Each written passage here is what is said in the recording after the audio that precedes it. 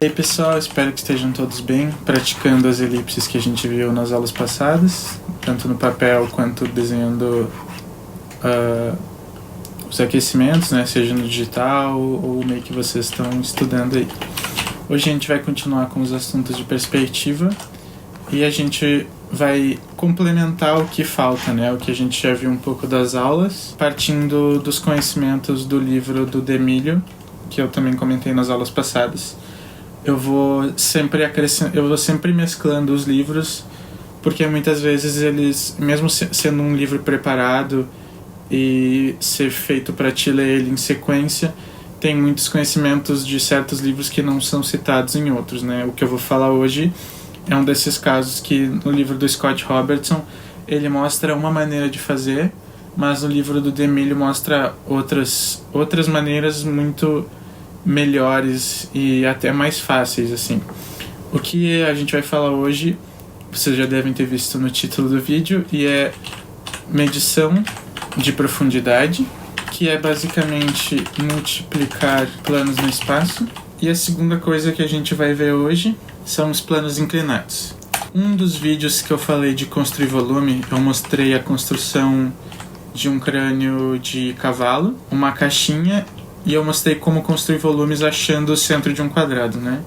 Vamos construir em cima desse volume que a gente já viu. O que eu falei naquele vídeo é que se a gente tem um quadrado, e também isso foi importante no vídeo de elipses, o vídeo passado, se a gente tem qualquer coisa de forma retangular ou trapezoide, que alguma parte da região seja isso ou pode ser encaixado nisso, a gente pode fazer uma diagonal de ponta a ponta, não importa o tamanho desse objeto, o comprimento dele, e a gente sempre, onde essas diagonais de ponta a ponta se cruzarem, vai ser o centro exato desse objeto, né? Isso é muito útil se a gente quer desenhar coisas em perspectiva. Então, por exemplo, se a gente vai desenhar uma quadra de futebol, ou de qualquer esporte, uma quadra de tênis, e a gente quer desenhar a rede no meio, né? Seja uma mesa de ping-pong, seja uma quadra de tênis, uma quadra de futebol, a gente vai ter que desenhar o centro do campo. Aqui a gente cruza as diagonais de ponta a ponta e aqui vai ser o centro dela, né? Nota a distância. Claro que isso tem a ver também com o tamanho que eu botei, né? Pela comparação aqui, isso aqui seria seria algo muito próximo do nosso olho, né? Para ter tanta distorção assim. Então, se a gente tem a arquibancada aqui, as pessoas torcendo, a gente veria o meio da quadra lá e o resto da arquibancada aqui e as pessoas torcendo lá. E vamos supor que a gente tem também a mesma coisa, só que desse lado, né? A gente vai estar desenhando alguma janela e no meio da janela vai passar alguma madeira que fechar e abrir a janela, né? Então tu põe o X, tu quer achar o meio nesse sentido agora e não nesse, vamos supor. E aí tu pode achar nos dois, né? Na real, depois que tu achou ele, tu traça aqui e tu tem sempre o meio ali. Agora tu quer fazer a tua janela, tu sabe que ali é o meio, só tu continuar puxando os pontos de fuga e construir a tridimensionalidade disso, né? Então puxaria pra cá, tu tá construindo tridimensionalmente o que está acontecendo ali, né, dessa janela. Mas vamos supor que a gente não quer só achar o centro disso agora, para construir coisas, né, construir essa janela. A gente quer multiplicar isso no espaço. Então, a gente teria um quadrado desses, ou um retângulo desses, e a gente quer saber exatamente, da mesma forma que a gente viu no campo de futebol, que essa metade aqui é igual àquela metade lá espacialmente. Como que a gente faz isso várias vezes, né? Sem ter que ficar repartindo as coisas no meio sempre. Vamos pegar esse exemplo aqui e fazer isso fora de perspectiva primeiro. Se a gente tivesse fora de perspectiva esse quadrado e a gente quer multiplicar ele para cá exatamente igualmente, né? O mesmo tamanho, várias vezes assim. Pô, é muito fácil, né? É só olhar a distância disso aqui e copiar para cá. Mas em perspectiva a gente não consegue fazer isso, né? Eu não ia poder pegar essa distância aqui, copiar para cá porque ia estar errado, né? Ia estar fora de perspectiva. Então esse método não funciona mais quando se está dentro de perspectiva com as convergências de tamanho. Mas tem métodos que a gente pode fazer traçando linhas aqui, da mesma forma que a gente encontrou esse centro, né? A gente não chegou aqui e dividiu na metade, a gente teve que cruzar essas linhas para ver em perspectiva o que acontecia com elas, né? Nesse caso aqui a gente usou essas diagonais para achar o centro, né? São essas mesmas diagonais aqui, no caso do campo de futebol, algo assim, né? Em proporção. O que está nos dizendo que esse quadrado se acaba e começa aqui são essas próprias diagonais. Isso quer dizer que se a gente tivesse outras diagonais também de 45 graus, né? Aqui está 46, 45. O meu quadrado não é um quadrado tão perfeito aqui. 45 graus está aqui. Mas se a gente tivesse sempre 45 graus nessas diagonais, a gente estaria achando sempre quadrados perfeitos. Então aqui 45 graus. E seria repetir isso até a quantidade que a gente quisesse, né? A mesma coisa com esse retângulo aqui. A gente repetiria essa diagonal. Então essa diagonal aqui, eu não sei quantos graus tem. 59 graus. Vou botar aqui. 59 graus. Achei. 59 graus. Achei onde termina o terceiro que eu multipliquei. Também de achar o grau da diagonal também não funciona. Mas o que funciona? Saber que vai ter outra diagonal lá que ele vai acabar. E de alguma forma a gente tem que achar da onde essa diagonal estaria acontecendo, né? Como ela poderia estar acontecendo. Uma dessas formas de achar essa diagonal é se a gente cruzar uma linha pelo meio desse quadrado aqui.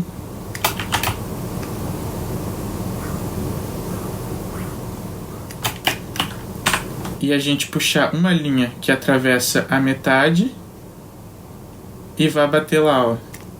O que eu estou fazendo basicamente? Eu estou pegando dois quadrados, né? O tamanho de dois quadrados, e estou imaginando como se eu estivesse achando o centro deles, né? Se eu tivesse pego um quadrado grande, exatamente o que eu fiz com o campo de futebol, só que ao contrário, certo? Imagina que não tem mais isso aqui, ó. Eu fiz só daqueles dois. Se eu quisesse achar esse terceiro quadrado, eu pegaria daqui, passaria pelo centro, e ele acertaria exatamente lá, porque eu tenho isso aqui para me guiar, né? Vamos fazer desse jeito agora aqui, ó. Isso aqui continua eternamente até o ponto de fuga, né? Que no caso sempre tem perspectiva. Eu vou pegar a minha linha anterior aqui, essa aqui, a quina do que eu tenho. Eu vou passar pela metade do que a gente achou e também está indo para a mesma linha, no caso, mesmo ponto de fuga. Eu vou passar cruzando, aonde ela atinge em cima é o fim do meu retângulo, né? Muito mais fácil do que ficar medindo coisa e também vendo o ângulo de linha, né? Porque em perspectiva essas coisas não se aplicam. Então aqui, ó, repito quantas vezes eu quiser. Tem que passar pelo centro aqui, né? Se eu errar um pouquinho, já vai dar uma diferença de tamanho. Então, se cruzou o centro, atingiu lá em cima, puxei para a parte de baixo, até atingir aqui essa linha de baixo que eu tinha estabelecido, e tá ali a minha multiplicação. Vamos ver como funciona isso em perspectiva. Minha linha do horizonte, nível do olho, LH. Vou fazer algo lateral aqui, ó. Então as várias janelas se repetindo, ou os vários postes se repetindo até chegarem na linha do horizonte, né? Vamos fazer janelas aqui. Então eu disse que uma janela vai ter esse tamanho. Vou fazer com preto, né? Uma janela tem esse tamanho, isso aqui já diminuiu, né? Agora eu quero achar a segunda janela. Vamos encontrar o centro, porque aquela linha ali talvez não seja o centro, a linha do horizonte, né? Nesse caso vai estar um pouquinho abaixo, vamos ver. Tá um pouquinho abaixo, ó, vou fazer com vermelho. Dessa linha vermelha a gente vai puxar para a linha do horizonte. Porque é isso aqui que está acontecendo, né? A linha vermelha lá é essa linha aqui, ó, que a gente puxou. Agora, eu vou pegar a nossa linha azul aqui, que foi essa primeira. E basicamente eu vou eu vou imaginar como se já tivesse algo lá, né? Tipo, da mesma forma que o campo de futebol. Cruzando isso aqui, eu tô dizendo que esse é o centro. Como eu já sei o centro, falta eu achar a outra quina lá. É o processo inverso, né, do campo de futebol. A gente achou a outra quina. Então achamos a outra, o fim da segunda janela. Agora é só cruzar quantas vezes eu quiser multiplicar, sempre passando pelo vermelho, que foi onde o meio aconteceu ali. Pego do anterior, passo pelo meio que a gente achou puxando o ponto, desço. Passo pelo anterior até tocar no branco e desço, né? Então a gente tem aqui uma janela, 2, 3, 4, 5, todas com o seu próprio escorço, né? A sua diminuição em perspectiva, tanto de altura, elas estão ficando menores até chegar no ponto de fuga, quanto tipo assim, de largura, né? De profundidade também. E daí, se a gente quisesse transformar isso em algo maior, né? Várias caixas do lado para formar um cenário, algo assim, seria só construir isso tridimensionalmente, né? Aqui no caso são janelas, então se fosse uma quina da sala ou uma janela de frente aqui, a gente poderia fazer algo assim. Vamos fazer no chão com um quadrado em uma tela maior para a gente ter a maior clareza disso. Fazer o mesmo exemplo com os quadrados aqui. Então agora vamos multiplicar o nosso chão em 2 pontos de fuga, né? Para ser mais difícil ainda. Aqui um ponto de fuga. Aqui o segundo, fazer grande aqui, o segundo ponto de fuga.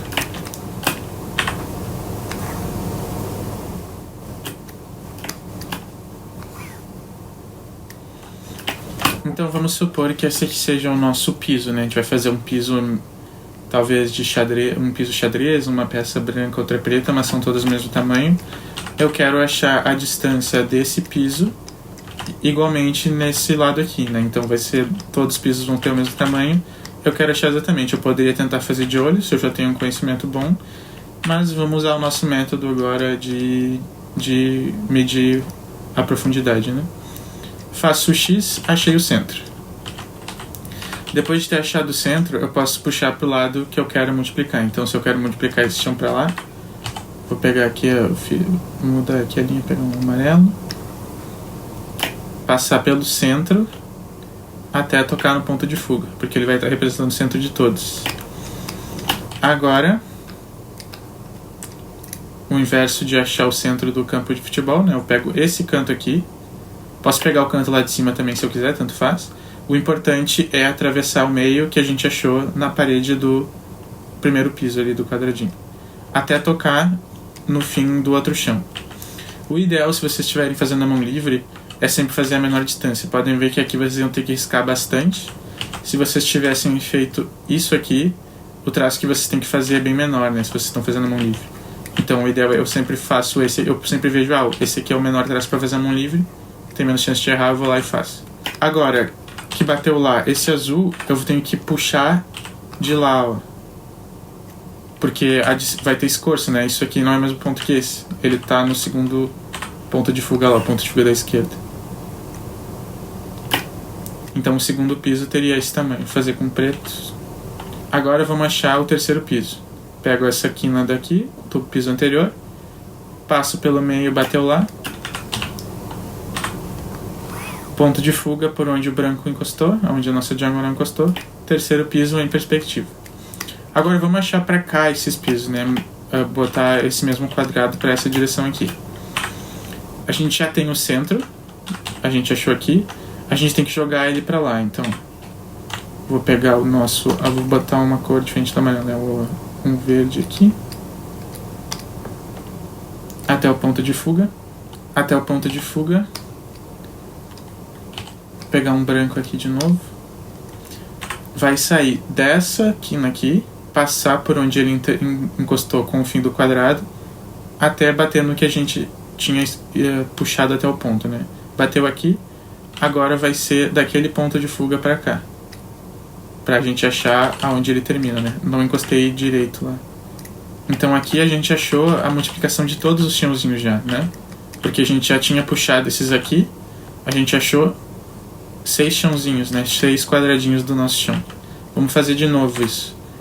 Pego esse daqui, Deixa eu usar o branco, tá com branco. Vai bater ali, nessa aqui, bateu aqui, acabou. Eu pego lá o ponto de fuga, puxo de lá. Agora 9 quadradinhos no nosso chão. E assim a gente vai formando cada vez mais, né? Se a gente puxasse mais um pra cá, vamos fazer aqui. O branco bateu aqui, bateu no amarelo ali. Venho com ponto de fuga lá. Multipliquei mais esses chãozinhos, né? E vocês podem indo, tipo, vendo como vocês podem fazer um grid, assim, e até ter isso salvo, né? E aí quando vocês forem desenhar, talvez só controlar a distância desses dois pontos de fuga, vocês querem eles bem pertos, com uma super distorção, ou vocês querem eles mais afastados, com uma distorção pequena, para ter uma caixinha sem tanta perspectiva, né?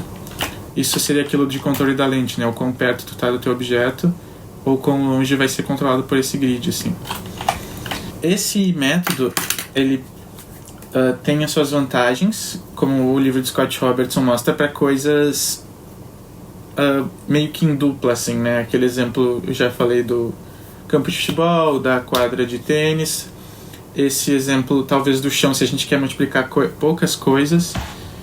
Mas, vamos supor que a gente quisesse fazer uma grande quantidade dessas multiplicações. E a gente não quer ter que ficar enchendo de coisinha, né? Vai sujar muito o nosso desenho e tal. E outra coisa, imagina que não são quadradinhos sempre iguais, né?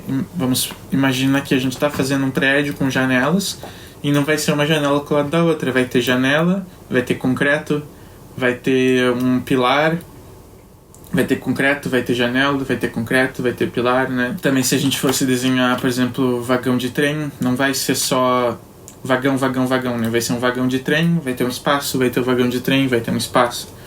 Então esse método nem sempre é tão útil assim, porque vão ter tamanhos diferentes, né? Como é que a gente poderia fazer daí? Voltando para o nosso primeiro desenho lá, a gente viu que o que dita o tamanho desses quadrados são essas diagonais, né?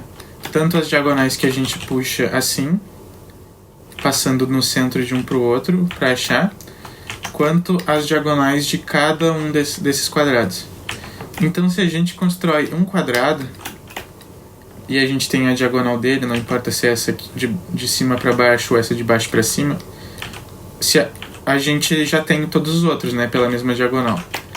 Essas diagonais, vocês podem ver que elas são linhas paralelas. E as regras de perspectiva nos dizem, já falei muito nos vídeos isso, que as linhas paralelas convergem para um único ponto na linha do horizonte, que se chama ponto de fuga. Mas como que vai ser esses pontos, né? Como que vão ser... Como que a gente acharia essas diagonais? Cada uma vai ter um grau diferente. Esse é um dos jeitos. E é um dos jeitos mais fáceis, assim, se tu vai lidar com grande quantidade de multiplicação, né?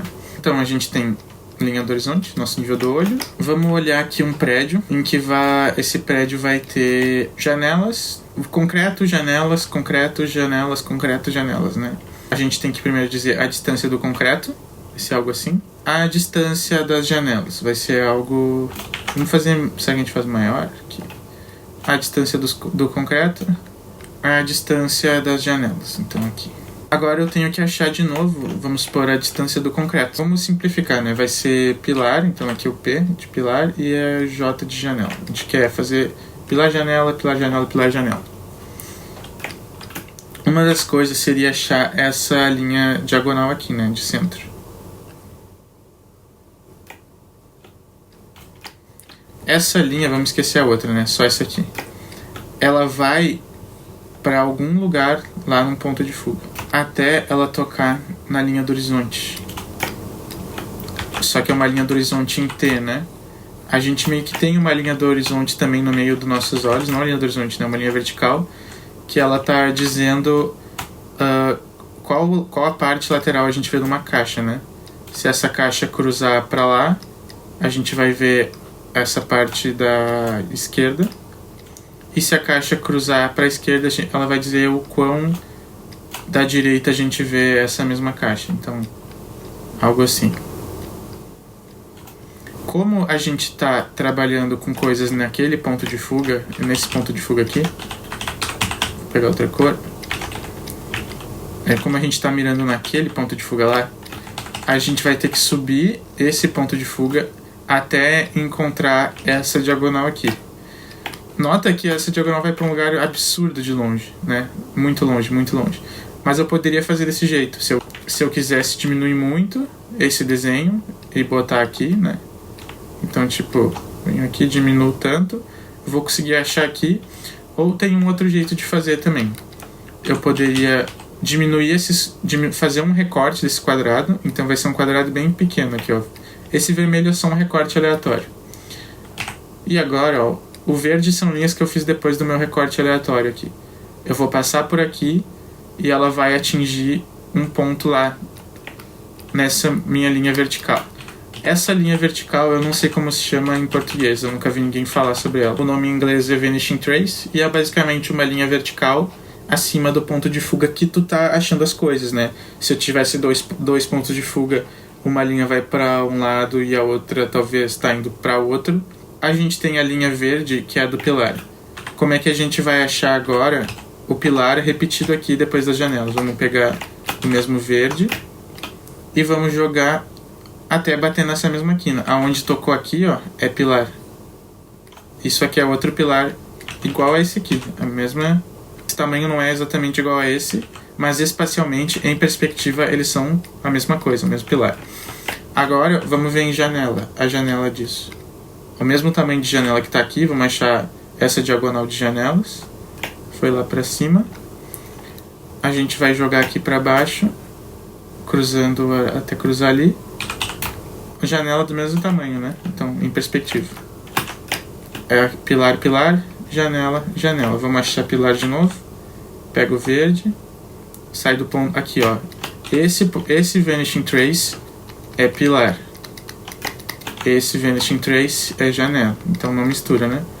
Se eu jogar dois seguidos de pilar, eu vou estar duplicando dois pilares seguidos, né? Eu vou estar dando um pilarzão aqui. Vamos de pilar. Agora que a gente foi janela antes. Ponto de fuga. Até bater na linha vermelha. Na diagonal da linha vermelha. Pilar aqui. Agora a janela. Então pega aqui. Até bater na diagonal da linha vermelha. Com o preto. Janela aqui. Pilar de novo. Pilar de novo. Janela agora. Pego lá de cima. Encerramos com janela. Então, vamos fechar aqui. A gente criou essa repetição, né? Poderia ser, por exemplo, armários com um pilar passando, né? Podia ser o exemplo que a gente falou dos vagões com espaço, qualquer coisa que tem certos intervalos, né? Então, se fossem coisas sólidas, a gente só colocaria profundidade nisso que a gente achou de sólido ali, né? Se fosse os vagões do trem, a gente iria ter essa profundidade aqui e a gente apagaria aqui as linhas do que foi da janela, ó, se fosse o vagão de trem. Recomendo que vocês façam isso algumas vezes tanto no papel quanto no Photoshop, vai ser bom para treinar. Tentem sempre criar esse quadradinho, esse é o detalhe importante, ó. Criem um setorzinho para vocês não jogarem o ponto de fuga de vocês lá fora, né? Tava fora até da minha tela do Photoshop aqui. E outra coisa, né? O importante desses exercícios não é que vocês vão sempre desenhar dessa maneira. A gente não está treinando para ser arquiteto ou engenheiro, até porque existe programa 3D hoje em dia, né? Nem arquitetos e engenheiros estudam isso tão a fundo assim. Como o nosso objetivo é desenhar coisas de imaginação, o ideal é que a gente tenha um bom conhecimento de o como essas coisas distorcem, como essas coisas distorcem. Quando a gente está fazendo esses exercícios, todos os exercícios dessa série de perspectiva, a gente está entrando nessa distorção, né? A gente está aplicando essa distorção, vendo como ela funciona, para a próxima vez que a gente jogar algo de olho, a gente saber, então se tivesse aqui um pilar seria assim, uma janela assim, o pilar estaria assim, a janela assim, o pilar um pouquinho maior, a janela assim, e conseguir criar isso sem ter essas medições, né, sempre. A mesma coisa com os nossos quadradinhos lá em perspectiva, os nossos chãozinhos. Se a gente quisesse criar eles com alguma coisinha pequenininha dentro, tipo um rejunte, né, de azulejo, algo assim, uma divisão, a gente conseguir ir botando, então o próximo quadradinho vai estar assim, o próximo quadradinho vai estar um pouquinho menor, vai estar mais esticado, né, da mesma forma que eles lá, e cada vez ficando mais comprimido, a ponto de tu ter criado o teu grid, né, de de conseguir multiplicar as coisas meio que de olho, assim. Então esse é o objetivo. Vamos ver agora os planos inclinados. Porque o Vanishing Trace, ele é o segredo para achar planos inclinados, né? Ter essa linha do horizonte, que na verdade é uma linha vertical, né? É como se a gente pegasse a nossa linha do horizonte. Deixa eu juntar com isso aqui. É como se a gente pegasse a nossa linha do horizonte, né? E tivesse feito 90 graus, assim. As coisas vão continuar em perspectiva, né? Agora isso aqui virou, em 90 graus, virou um chãozinho, ou... É tipo assim, os trilhos do trem, né? Com alguma grossura ou alguma calçada que tem alguma coisa levantada, com bueiros que se repetem, algo assim. Então tu sempre pode girar as coisas em perspectiva. Os planos inclinados vão ser justamente isso, assim. Vou mostrar pra vocês. No vídeo dos cavalos, que eu falo de construção de volume também, eu mostrei uma caixinha em que a gente achava os pontos dessa caixa, né? Eu tô fazendo bem rapidinho aqui para mostrar, mas lá tem mais detalhado. A gente achou um ponto aqui, marcou, né? Porque isso aqui tá indo no eixo X. Esses aqui indo no eixo Y. Visão de raio-x lá para trás desse nosso cubinho. E esse corte que a gente fez, a gente levantou, a gente puxou de lá, né? Lá do topo da caixinha. E assim a gente fez de uma maneira rápida, pequena e mais à mão livre, assim, do que seria uma inclinação correta, né? Então a gente consegue inclinar para esse lado. Da mesma forma que se a gente quisesse ligar para lá ou ligar para qualquer outro desses pontos aqui, a gente conseguiria fazer um degrauzinho, né? Controlando o volume corretamente, assim. Então é muito útil isso aqui para construção de crânios, esqueletos, veículos, né? Qualquer coisa que seja única, assim. Mas imagina se a gente quiser fazer vários desses. O mesmo exemplo que eu dei de fazer as janelas e pilares repetidos. A gente poderia usar um Vanishing Trace também. E isso vai ser muito útil para a gente criar, por exemplo, subidas, descidas, né? Escadas, planos, qualquer plano inclinado. Vamos supor que a gente está fazendo um desenho de um ponto de fuga. A gente está vendo só um pouquinho de lado. E a gente tem a nossa rua aqui. E a nossa estradinha está indo para lá. Imagina que a nossa estradinha, ela vai ter uma subida e depois ela vai talvez se regularizar, ou ela vai ter uma pontezinha pra gente atravessar, né? Uma pontezinha que faria algo tipo assim. Ou só algo que subisse. Vamos supor, tem um degrau e a gente vai continuar subindo. Como que a gente faria isso? A pista disso tá no que a gente fez anteriormente, né? O Vanishing Trace. Então, vamos imaginar primeiro, né? A gente está caminhando e aí vai ter a nossa subida aqui, vai ter a nossa ponte. Essa primeira linha vai ser o que vai nos dizer esse Vanishing Trace. Vai ser o que vai nos dizer onde está aquele ponto de fuga. Porque a outra linha que vai estar aqui vai ter que ser paralela a ele, então ela vai ter que ser puxada do ponto de fuga dele. Vamos fazer um chute aqui, né? A gente caminhou até aqui, ponto branco aqui, quadradinho. E agora vai ter uma subida nessa nossa pista aqui, seja uma pista de carro, seja que for, uma pontezinha. E a gente sabe que essa linha aqui vai continuar, vai puxar pra lá, né? Só que, olha, vou esticar. Ela estava antes nesse ponto de fuga. Então eu não vou parar ela em qualquer lugar, eu tenho que parar ela em cima do meu ponto de fuga. Parou exatamente aqui. Desse ponto de fuga aqui que a gente achou, que é o VT, o Vanishing Trace, vou puxar de volta até onde ela saiu. Criei a minha subida. Certo? E aí vamos supor que agora, depois dessa subida, ela voltou a ser plana. Então, se ela voltou a ser plana, ela voltou a ser paralela com essa linha aqui. Né? Então tu esquece aquele ponto lá, porque ela não está mais paralela com aquela linha. E ela vai ser puxada daqui em diante. Então, se a gente tivesse uma sombra aqui na lateral dessa rua, dessa estrada, ela seria assim. Então, parece até algo tipo assim, um trem, né? Um trem-bala, sei lá. Ou algum carro muito distorcidão, assim, sei lá. Mas então, esse foi uma subidinha que a gente criou. Vamos criar uma descida agora. Então, a gente puxa isso aqui pra cá. A gente estava caminhando, a gente caminhou até aqui. E agora a gente vai descer, né? Então, Vamos descer algo assim. Daqui eu teria que puxar pra lá, mesmo nível que eu tô puxando. Eu tô fazendo tudo com ponto de fuga só, né? Puxar pra lá. Só pra achar onde terminaria o meu degrau. Mas o que importa é isso aqui, ó. Isso aqui tá perto da gente. Tá indo pra longe da gente. Então, e tá no mesmo ponto de fuga que isso aqui. Eu vou puxar lá pra baixo. Vou ver onde isso aqui tocou, né? Tocou aqui. Esse é o VT dessa descida. O VT da lombinha pra baixo. Vou puxar pra lá. Aonde toca. Pode ser esse aqui. Eu achei a minha descida. Só que a gente não vê aquele plano, né? Para o nosso ângulo de visão, a nossa terrinha acabou aqui. Isso aqui desceu. Vamos supor que agora a gente voltou a ficar plano. Então vai pegar daqui. Isso aqui é visão de raio-x. Isso aqui a gente não vê. Mas pegaria agora dali. Né? Pegar com preto aqui, ó. Pra lá. Isso aqui a gente não vê, ó. Visão de raio-x, raio-x, raio-x. Isso aqui a gente também não vê, né? Visão de raio-x. Porque a nossa ruazinha tá aqui, né? Então, tipo assim, os carrinhos estariam vindo aqui. E tem um puta decidão aqui, né? Pra eles descerem. Se a gente tivesse vendo a cor dessa ruazinha, seria algo assim, né? Então, vamos supor que tivesse uma luz pegando na parte de cima. Ela pegaria lá. E ela pegaria aqui. Olha esse plano que a gente criou, né? Um plano inclinado. Agora, e se isso tivesse acontecendo várias vezes, né? O exemplo de uma ponte que sobe e desce, uma ponte que é assim, né? Tipo, tem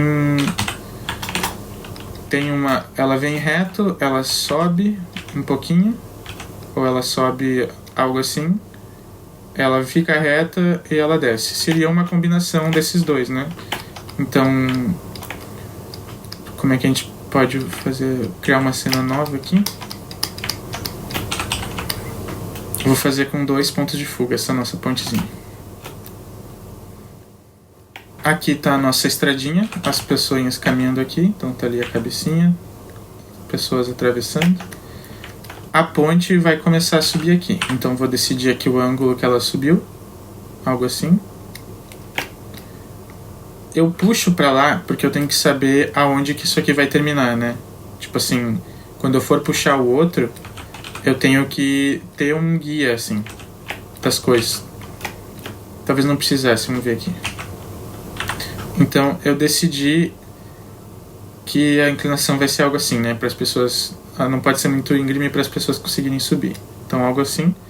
Eu vou levar isso até o meu VT lá. Mesma coisa, como a gente estava falando desse ponto de fuga aqui, ponto de fuga da direita, PFD, o nosso VT tem que estar nele, não em nenhum outro lugar, em cima dele. Esse VT vai passar nele, achamos aqui o nosso VT da direita. Agora eu pego essa linha e coloco no início da outra lá. Aonde vai terminar essa rampa? Senão vai ficar uma rampa até o infinito lá. Eu puxo o ponto de fuga da esquerda e decido, vai ser uma rampa até aqui. Esse é o seu tamanho da ponte, né? Aqui vai ter um laguinho. Agora, vai ter o plano, né? Então eu já tenho uma linha puxando aqui. Essa aqui. Não vou reforçar ela muito. Mas ela vou fazer ela menor e branca. Porque a gente vai ter que fazer ela descer depois. Então, cruzaria aqui e essa cruza aqui. Em certo momento, essa pontezinha vai descer, depois que ela passar o laguinho. Então, parou aqui. Aqui ela vai descer. Então, descer algo assim. Achei lá no mesmo VT, ela está indo para aquela direção. Ó, aqui. VT da parte de baixo, né, da linha do horizonte. E eu vou ver aqui, ó, o fim, onde essa linha preta tocou com a branca, do ponto de fuga, foi aqui. Eu venho aqui, puxo lá, achei o fim da minha ponte, né.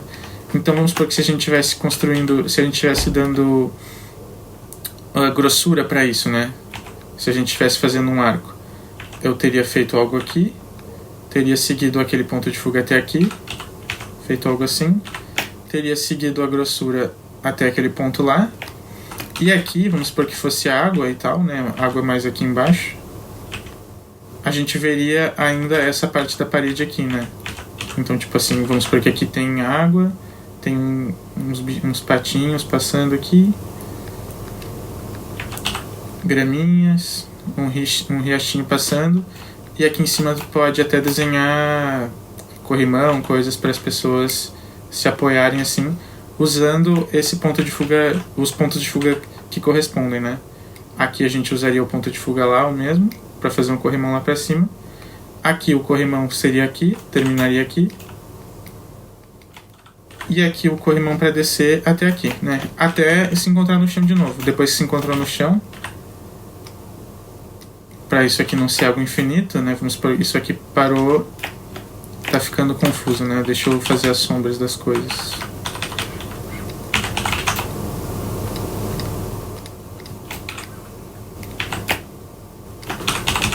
Aqui é água.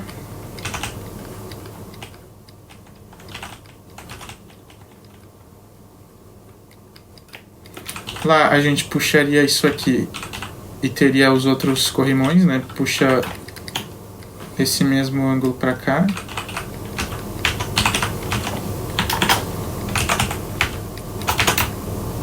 Esse aqui a gente puxaria para lá, só para ver onde acaba o corrimão. E agora aqui. Então aqui estaria o outro lado do corrimão. Talvez esteja ficando muito complexo e eu não precisava ter feito tanto, né? Mas é só para mostrar como que dá para viajar nesses eixos e criar diversos volumes, assim. De novo, reforçando, né? O objetivo não é ficar medindo isso para tudo, até porque perspectiva não é a coisa mais importante da cena, né? A perspectiva faz as coisas parecerem corretas. Meu puff tá fazendo barulho aqui. A perspectiva faz as coisas parecerem corretas e vão ser o que vai dar o senso de realismo pro desenho de vocês, né? Mas o mais importante do que isso é a composição, é a ideia que vocês estão botando ali. Então, quando vocês tiverem... Isso eu falei naquele vídeo de construir volume também.